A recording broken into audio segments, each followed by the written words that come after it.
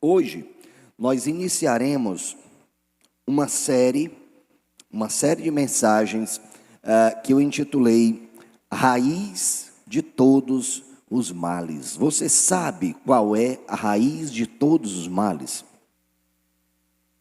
Na verdade, o versículo diz raiz de todos os males, não é a raiz de todos os males, né?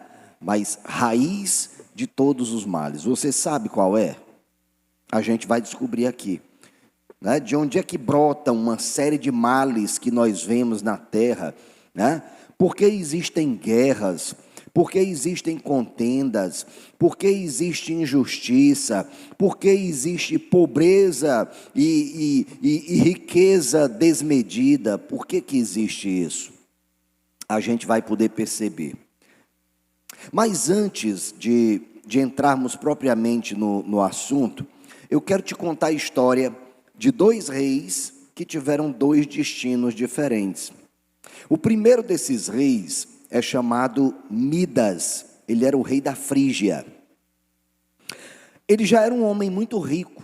Ele possuía muito ouro, muita prata, joias. Ele possuía muitos rebanhos.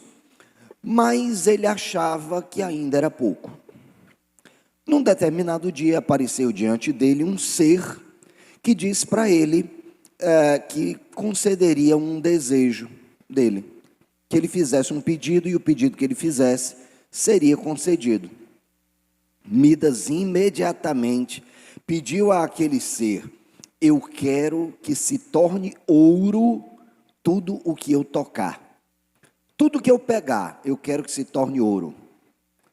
E assim aquele ser fez e concedeu a ele o poder de transformar tudo o que ele tocasse em ouro. Pronto, estão resolvidos os problemas do mundo, não estão? É só uma pessoa dessa sair tocando em muito ouro e distribuir para todo mundo. Estão resolvidos os problemas do mundo, né? Imagina que lá no fundo do coração de alguém, essa pessoa desejasse também isso. Poxa, eu quero, tudo que eu pegar, eu quero que se transforme em riqueza. Eu quero que se transforme em dinheiro, eu quero que se transforme em ouro. E ele começou a tocar as coisas, né? Ele tocou uma cadeira e a cadeira se tornou em ouro. Ele tocou uma mesa e aquela mesa se transformou numa enorme mesa de ouro maciço. E ele se alegrou muito porque a partir daquele momento ele certamente seria o rei mais rico de toda a terra. E aí ele mandou que os empregados servissem a mesa. Olha, coloca aí eu quero um banquete hoje, eu quero o melhor, eu quero festejar hoje, né? Ele sentou à mesa, e quando ele sentou à mesa e pegou o pão se transformou em ouro. E ficou completamente duro, como metal. Depois ele pegou um copo de vinho e bebeu aquele vinho. Mas o vinho desceu na garganta dele como se fosse ouro em pó.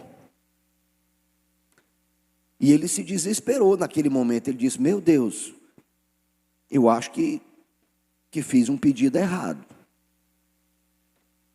Enquanto ele pensava isso, a filha dele, vendo aquela celebração toda, pegou no pai.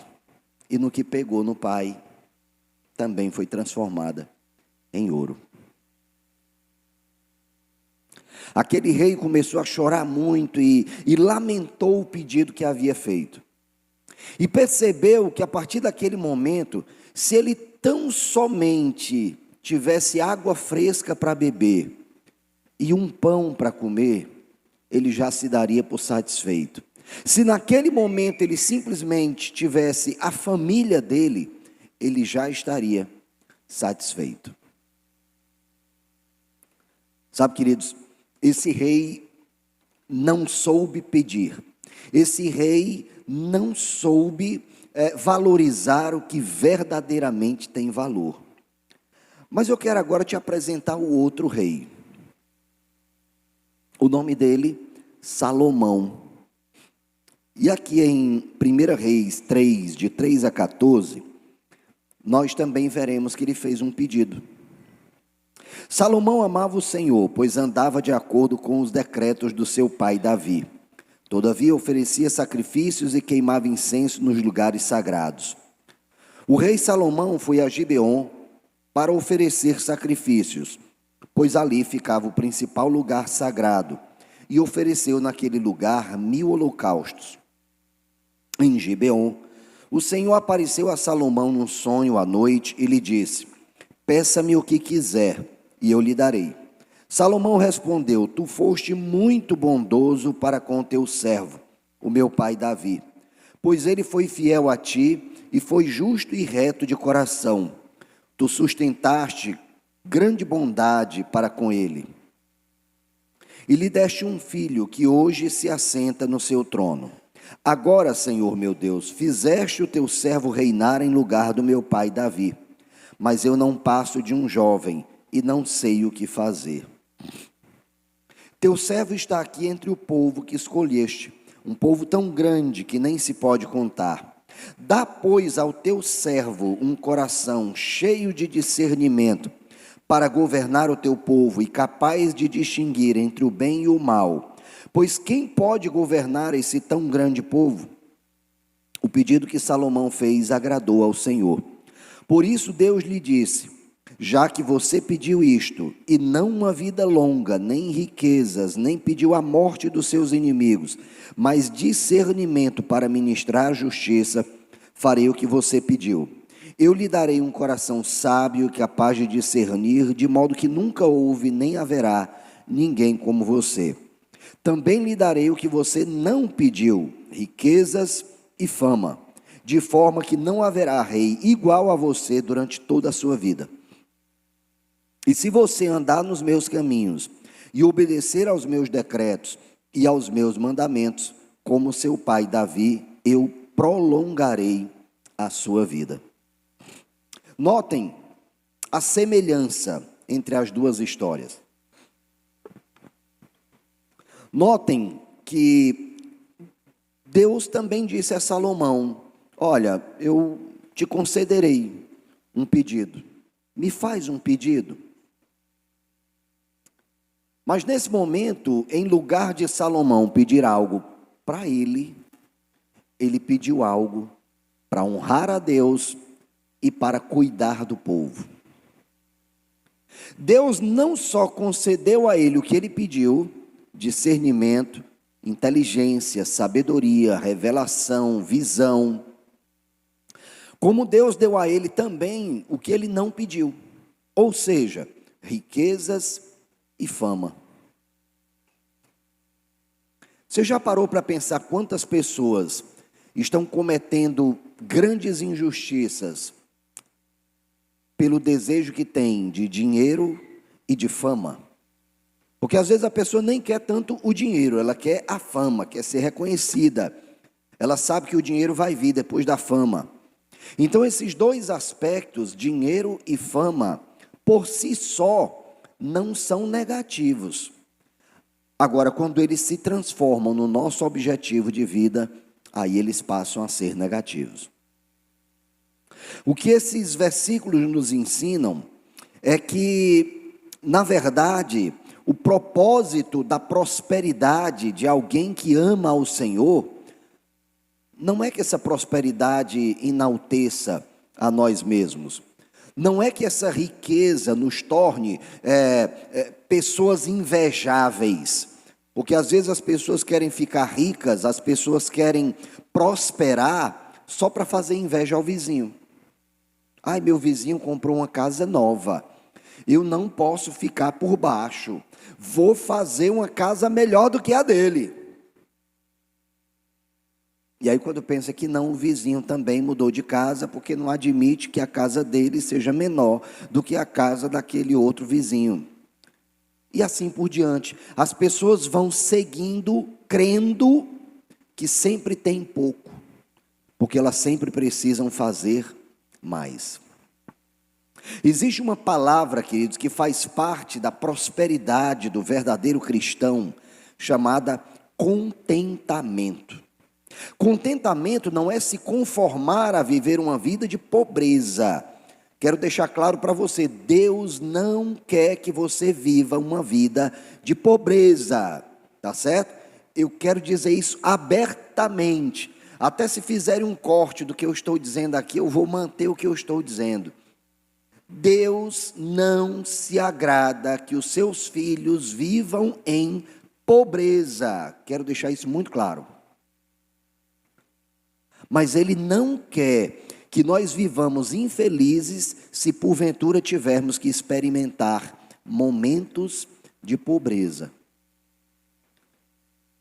Queridos, Deus deseja ardentemente a nossa prosperidade.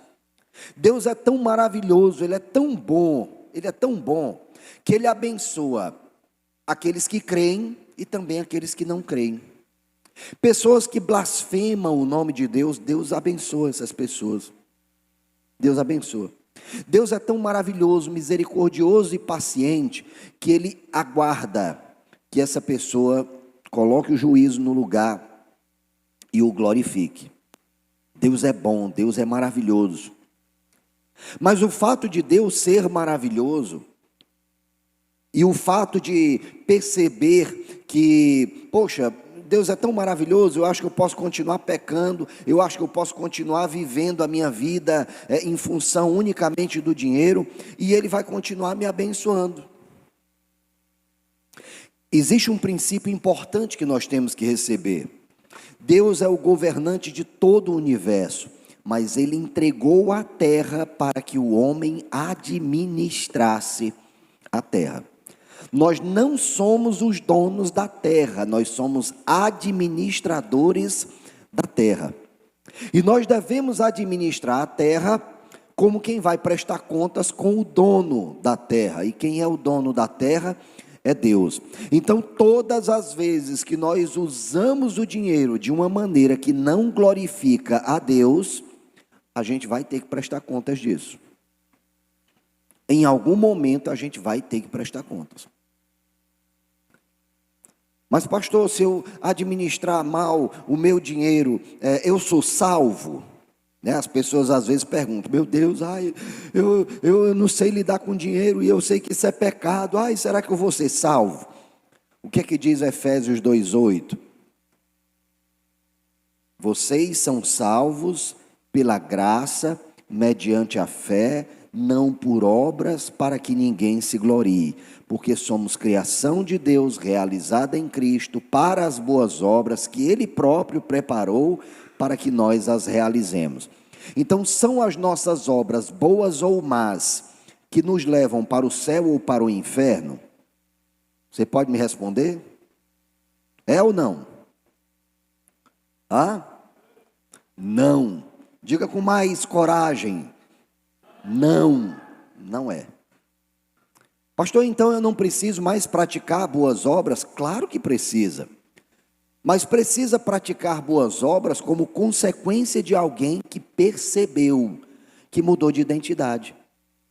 Se eu mudei minha identidade, se eu sou filho do rei, se tudo que há na terra Deus me entregou para que eu administre, se Ele é o dono do ouro e da prata e me confiou o ouro e a prata, para que eu vou ficar correndo atrás dessas coisas se tudo isso já me pertence, porque eu sou filho de Deus? Então nós não devemos andar buscando essas coisas. Nós devemos nos capacitar para lidar com essas coisas.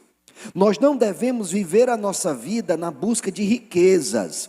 Nós devemos viver a nossa vida, entre outras coisas, buscando nos capacitar para administrar bem as riquezas que o Senhor nos confiar, porque Ele vai nos confiar riquezas.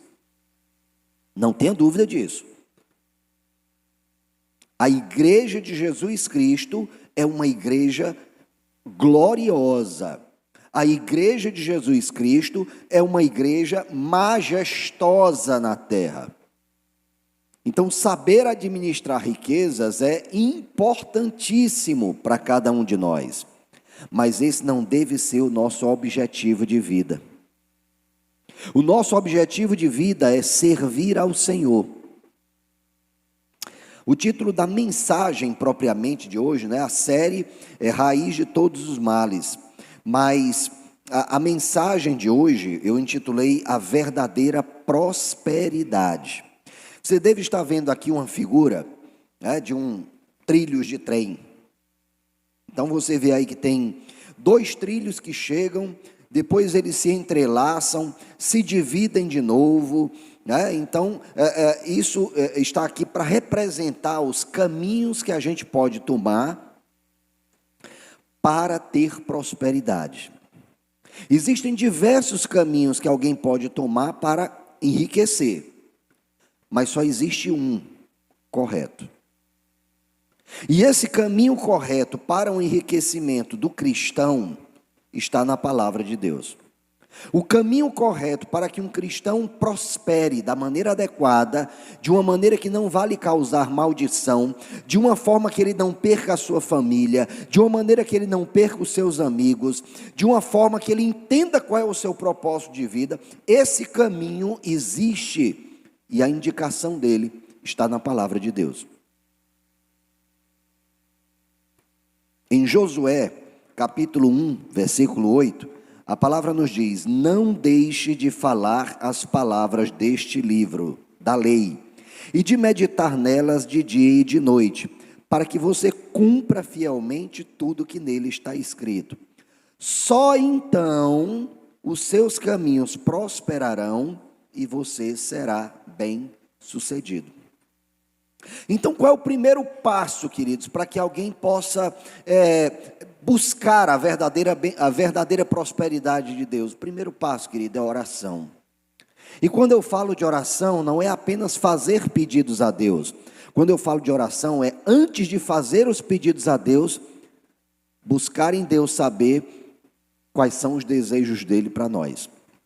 Para que a gente possa fazer um pedido correto, para que a gente possa fazer um pedido que a gente sabe que vai ser atendido, nós precisamos encontrar na palavra de Deus as promessas de Deus a esse respeito. É interessante que Deus visitou um homem, esse homem chamava-se Abrão, e ele diz para Abrão: sai da tua terra, do meio da tua parentela e vai para a terra que eu te indicar. Nesse lugar eu te abençoarei, farei grande a tua descendência e você será uma bênção para todas as nações da terra. Foi a promessa que Deus fez a Abraão. Abraão ouviu a palavra de Deus, atendeu a palavra de Deus, foi para a terra que Deus tinha dito que ele deveria buscar, foi para Canaã, e ao chegar em Canaã, de fato, ele prosperou muito. Abraão se tornou um dos homens mais ricos daquela região. Abraão chegou a um ponto de, com os empregados e servos dele, ganhar batalhas contra reis de cidades. Imagina alguém que tenha uma fortuna maior do que o município de Sobral. Será que tem muito dinheiro na conta do município de Sobral? Deve ter, né? Tantos impostos, taxas, multas, deve ter muito dinheiro lá. Pois é, Abraão era um homem que tinha tanto dinheiro ou mais do que os cofres dos municípios lá daquela região, né? Eu estou sendo aqui um pouquinho, adaptando as épocas, viu? Imagina quanto dinheiro tinha Abraão. Agora, o dinheiro de Abraão, o propósito do dinheiro de Abraão, era Abraão? Era? Não, querido, Deus não fez essa promessa para ele. Deus disse para ele: Abraão, sai da tua terra, do meio da tua parentela, vai para a terra que eu te indicar. Quando chegares nesse lugar, eu te abençoarei, farei grande a tua descendência, e você será uma bênção para todas as nações da terra. A riqueza de Abraão era só para ele? Não. A riqueza de Abraão sustentaria um povo, e esse povo se tornaria uma bênção para todas as nações. Os hebreus foram esse povo, os descendentes de Abraão, hoje representados pelos judeus. É importante, inclusive, que a igreja esteja em oração por Israel, tá bom, pessoal? Ontem terminamos o culto, ficamos sabendo do ataque lá do Irã a Israel. Então, eu realmente creio que Deus está protegendo e continuará protegendo aquela nação. Ver Israel, ver o que está acontecendo com Israel, de certa maneira, é uma indicação do amor de Deus pela igreja também, né? Então é importante orarmos pelos israelitas, tá certo? Pelos israelenses, melhor dizendo. 1 Timóteo 6:10, 6 nos diz algo muito precioso. De fato, a piedade com contentamento é grande fonte de lucro, mas nada trouxemos para este mundo e dele nada podemos levar. Por isso, tendo o que comer e com o que se vestir, estejamos com isso satisfeitos. Os que querem ficar ricos caem em tentação, em armadilhas e em muitos desejos descontrolados e nocivos, que levam os homens a mergulharem na ruína e na destruição. Pois o amor ao dinheiro é raiz de todos os males. Algumas pessoas, por cobiçarem o dinheiro, desviaram-se da fé e se atormentaram a si mesmas com muito sofrimento. Eu acho que aqui ninguém deseja dinheiro e receber com ele sofrimento. Ninguém quer. O que é que nós queremos? Felicidade. Não é isso que todo mundo quer? Eu quero é ser feliz. Quero ser feliz, quero ter muita saúde, quero estar perto da minha família, quero estar perto de quem eu gosto, né? Eu quero poder viajar pelo menos uma vez por ano, eu quero poder comprar um carro zero de vez em quando. Todo mundo quer isso. Eu quero ter uma casa própria, todo mundo quer isso. Desejar isso é mal? Claro que não. Claro que não é mal. Agora, nós podemos fazer de tudo para chegar a isso? Não. Não. Existe um caminho que Deus traçou para que nós cheguemos a isso, e não só a isso, há muito mais do que isso. Assim como Deus desejou para Abraão, Deus pode estar desejando para você que você seja mais rico do que o município de Sobral. Sabia disso? Agora, não para que essa riqueza toque só a você. Não para isso. Deus pode querer que você fique tão rico ou mais rico do que o município de Sobral, talvez para você ajudar o município a transformar essa cidade na cidade mais abençoada, mais linda, mais segura que existe na terra. Já parou para pensar nisso? Que Deus pode querer que você fique mais rico do que o município de Sobral, para que com o dinheiro que Ele te confiar, você financie segurança pública, você financie educação, né? Graças a Deus a nossa cidade já tem uma boa educação, mas tudo pode melhorar, né? Tudo pode melhorar. A gente quer mais segurança, a gente quer mais lazer, a gente precisa de mais oportunidades, a gente precisa fazer com que o povo dessa cidade prospere. A gente precisa ajudar as pessoas que são escravizadas pelas drogas, pela ansiedade, pela depressão. A gente precisa ajudar essas pessoas, né? Talvez, já pensou se você tivesse mais dinheiro do que o município de Sobral e você pudesse construir uma clínica, chamar os médicos mais conceituados que há no mundo para tratar as mazelas dos irmãos sobralenses? Seria bom demais, né? Não seria bom demais? O problema é quando Deus confia essas riquezas para que a gente abençoe a terra onde a gente vive, e a gente pega, a gente não, porque a gente não faz isso, né? As pessoas pegam e colocam no bolso. Ou vão gastar com coisas para fazer com que os outros tenham inveja dele. Não, eu vou comprar outro carro. Eu tenho, porque eu tenho muito dinheiro no bolso, o dinheiro está sobrando aqui, eu não sei o que fazer com o dinheiro, e eu vou comprar um carrão para fazer inveja aqui, meus vizinhos. E ainda pede a Deus que abençoe. Será que Deus está nisso? Eu creio que não, querido. Não para esse motivo. Não para esse motivo. Quero deixar claro para você, não é errado de forma nenhuma andar num carrão. Tá certo? Não é errado. Eu estou esperando o milionário russo. Ele vai aparecer e vai me dar um Porsche. E no dia que eu aparecer com um Porsche aqui na frente, vocês não vão me chamar de ladrão. Tenho certeza disso. Porque vocês sabem que crente tem que prosperar mesmo. Não sabem disso? Agora, eu posso fazer de tudo, alguém pode fazer de tudo para ficar rico, inclusive mentir, passar por cima dos outros, corromper as outras, pode fazer isso? Não. Pode mentir para ficar rico? Não. Porque tudo que Deus nos confia, depois Ele vai prestar contas conosco. É tão importante, tem gente que não gosta de ler Apocalipse, né, que não gosta de ver sobre escatologia, porque fica com medo. Ai meu Deus, começou uma guerra em Israel, será que é o fim do mundo? Se preocupe com isso não, querido. Não se preocupe com isso não. Se preocupe em estar preparado para quando esse dia chegar, porque ele vai chegar. Se preocupe com isso. Se vai ser o fim do mundo, se não vai, se é terceira guerra, se não é, isso não é importante. A gente não pode fazer nada para isso mudar, a não ser orar. É o que você pode fazer, ore, ore muito, ore muito. A oração é poderosa. A oração é poderosa. Ore. Agora,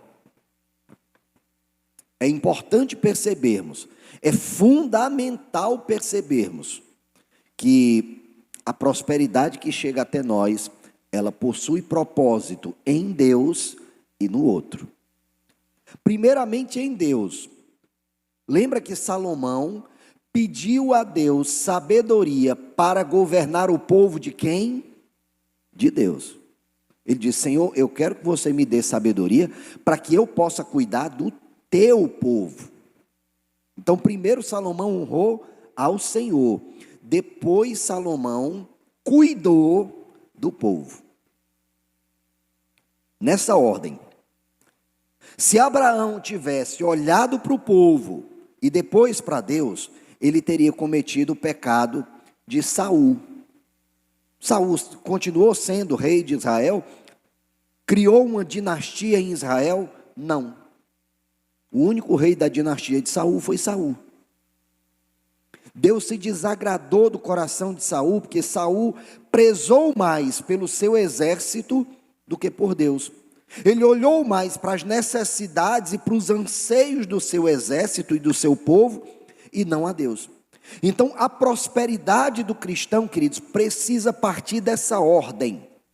Primeiro, nós precisamos buscar ao Senhor. Segundo, com aquilo que Ele nos confia, nós precisamos honrar a Ele. Descobrir quais são os propósitos dEle para essa riqueza. Durante a série, nós traremos uma série de princípios importantes para a prosperidade do cristão, tá certo? Agora, a verdadeira prosperidade, tá bom? A verdadeira prosperidade.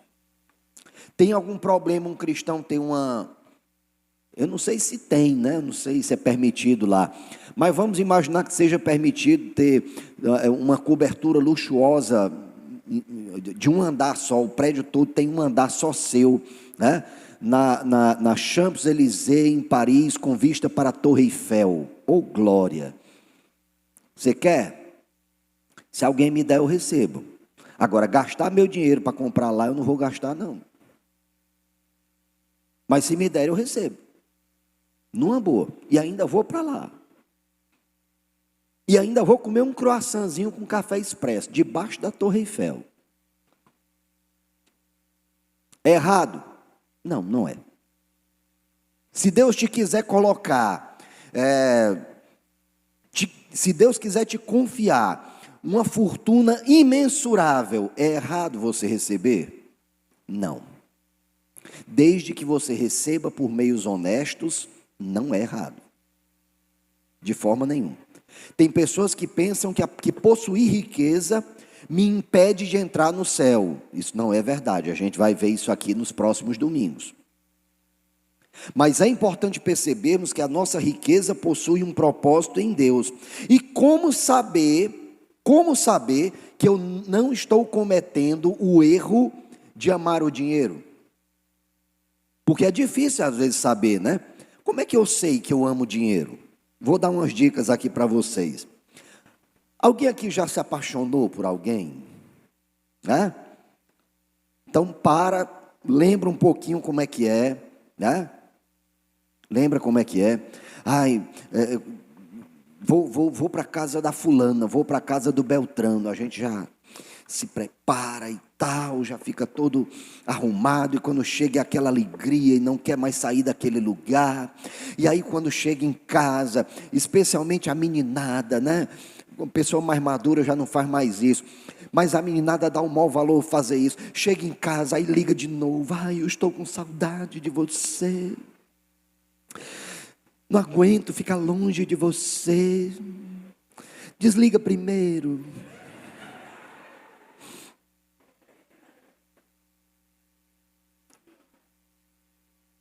Aí enquanto está tudo bem, né, está aquela coisa maravilhosa.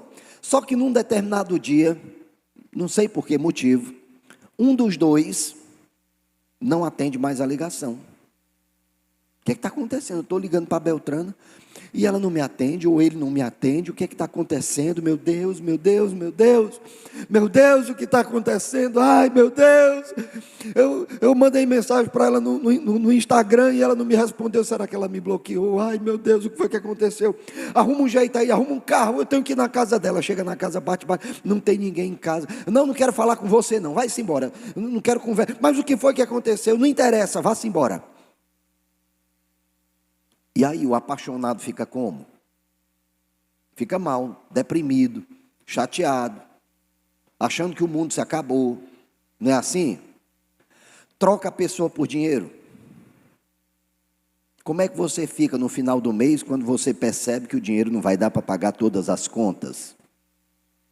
Fica chateado? Fica com dor de cotovelo? Opa!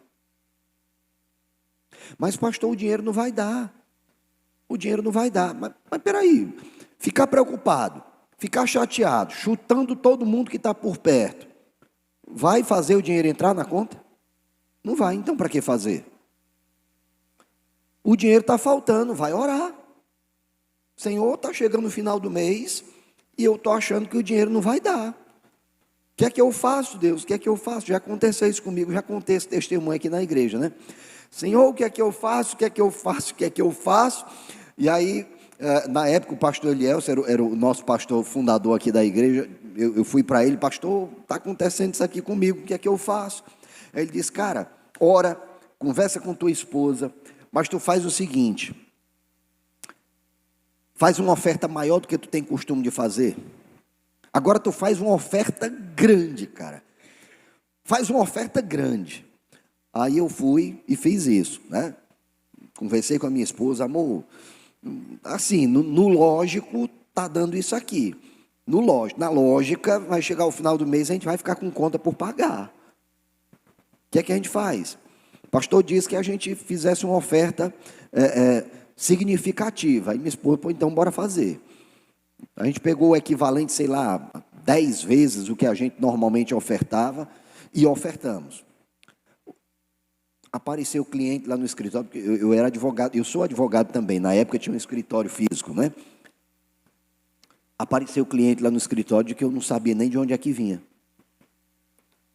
Deus supriu a necessidade que eu tinha. Pastor, mas será que não foi má administração? Pode até ter sido, né? Talvez eu tenha feito investimentos na época que não deveria ter feito.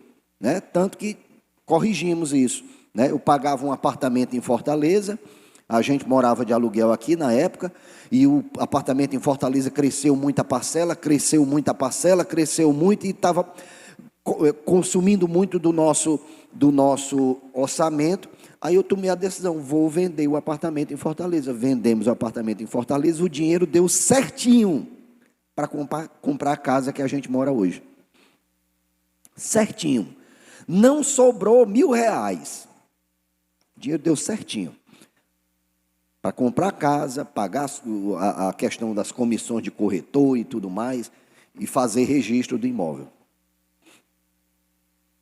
Sabe, queridos, Deus Deus não quer que nós vivamos dependentes do dinheiro. Ai, só vou ser feliz se eu tiver dinheiro. Quando eu tiver dinheiro, eu serei feliz. Esse discurso não é discurso de crente. Não é discurso de crente. Crente diz o seguinte: eu já sou feliz. E eu sei que Deus quer que eu tenha muito dinheiro. Eu vou atrás de cumprir o desejo de Deus para a minha vida. Porque eu sou uma pessoa generosa e eu sei que quando eu tiver dinheiro, eu vou abençoar muita gente. Oh, querido, pensa que Deus se agrada de uma motivação dessa?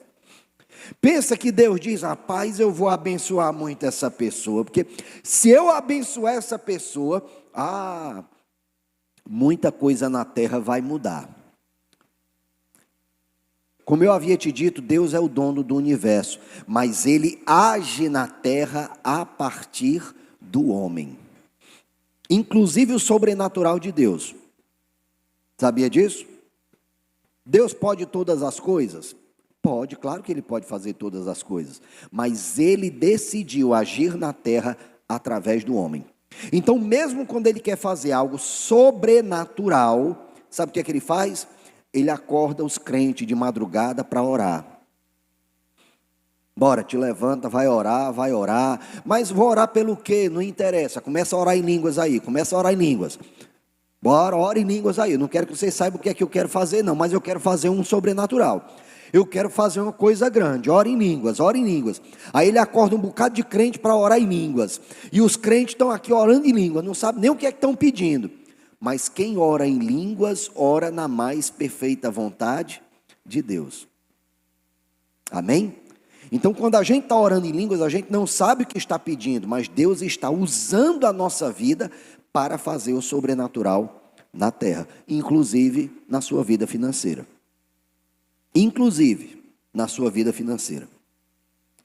Mateus 6,24 diz: ninguém pode servir a dois senhores, pois odiará um e amará o outro, ou se dedicará a um e desprezará o outro. Vocês não podem servir a Deus e ao dinheiro.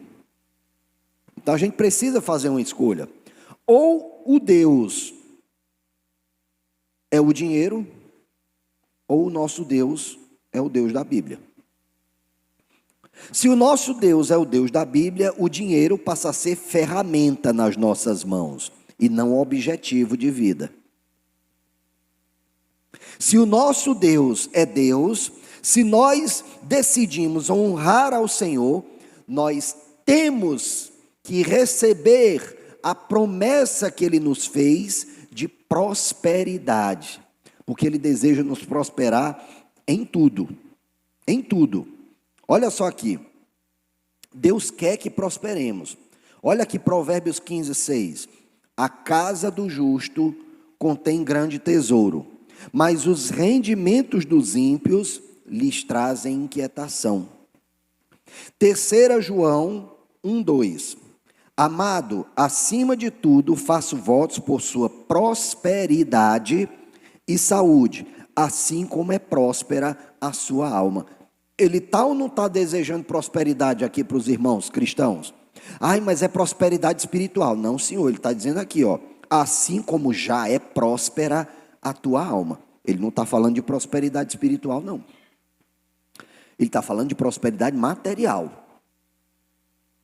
Salmos, capítulo 1, de 1 a 3. Como é feliz aquele que não segue o conselho dos ímpios, não imita a conduta dos pecadores, nem se assenta na roda dos zombadores. Ao contrário, sua satisfação está na lei do Senhor, e nessa lei medita de dia e de noite.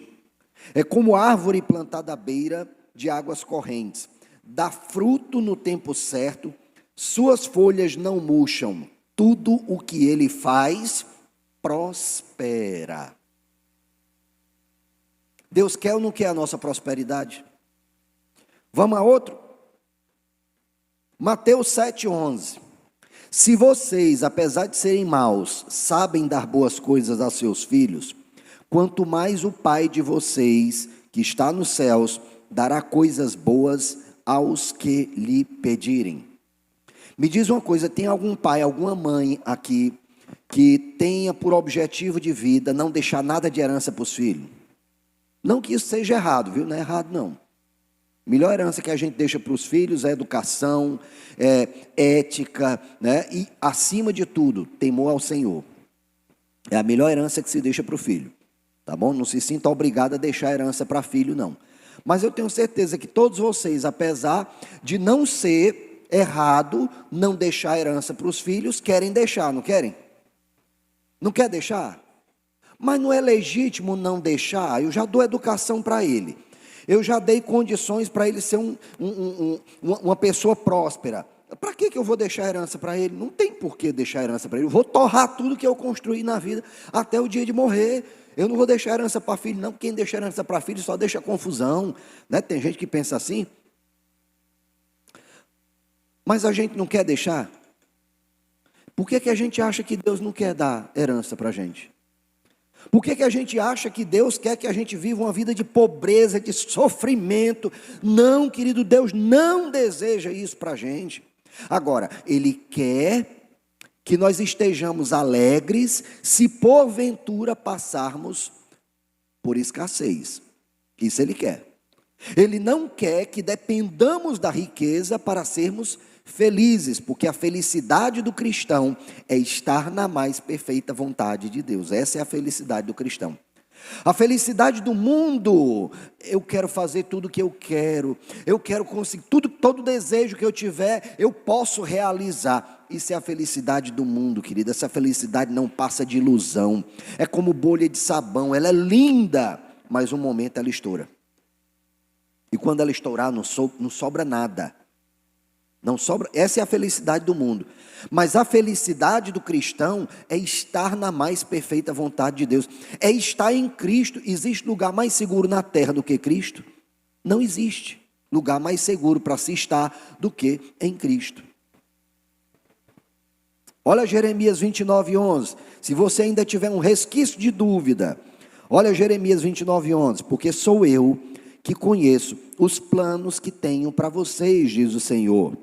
Planos de fazê-los prosperar e não de lhes causar danos. Planos de dar-lhes esperança e um futuro. Aleluia. Graças a Deus. Que Deus maravilhoso. Sabe, queridos, Deus jamais deixou faltar nada aos seus discípulos. Quando Jesus esteve aqui na terra, né? Quando Jesus esteve aqui na terra, Ele chamou alguns discípulos para estarem com Ele. Aqueles discípulos deixaram tudo para andar com Jesus. Deixaram tudo para estar com Jesus.